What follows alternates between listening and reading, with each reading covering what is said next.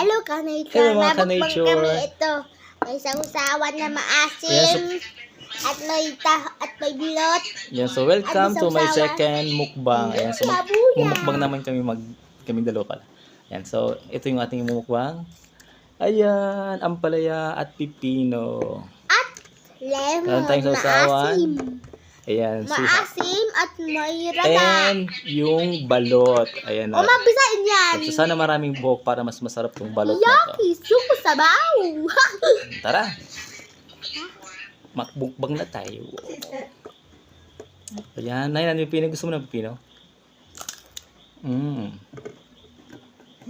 Saya maniwang.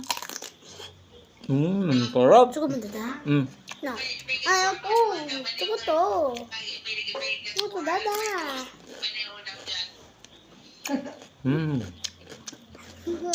Ay, hindi. Dun sa... Da. Ito, bunay. Balot nga, balot. Dada, balot. Balot, tayo ko balot. Sabi mo bilot. Ampalaya. No. Nasa luwas ka ito. Sarap. Sarap mo?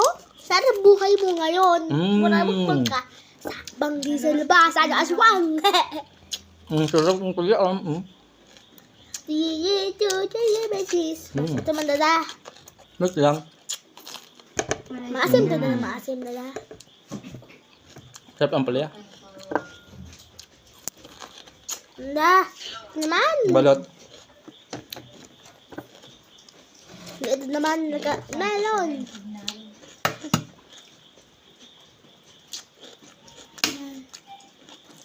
Ay! Sarap.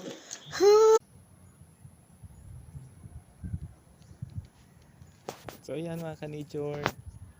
Nandito tayo sa bandok para kumuha ng animal manure. Yung gagawin natin pampataba po yan sa ating mga gulay na pananim. So ito po yung mga ka-nature. Yan guys. Ihalo natin yan sa lupang prepare natin kanina lang. Yan, kahit may space pagkakasya natin yan. Basta may mga pagtaniman lang. Yan, so bibigyan tayo ni counselor ng mga sari-saring buto ng gulay. Lalo na yung pechay at kamatis. Yan guys.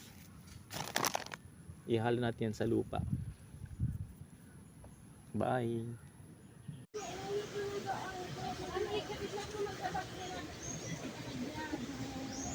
Ayan guys, so nangingitlog po yung aking native chicken.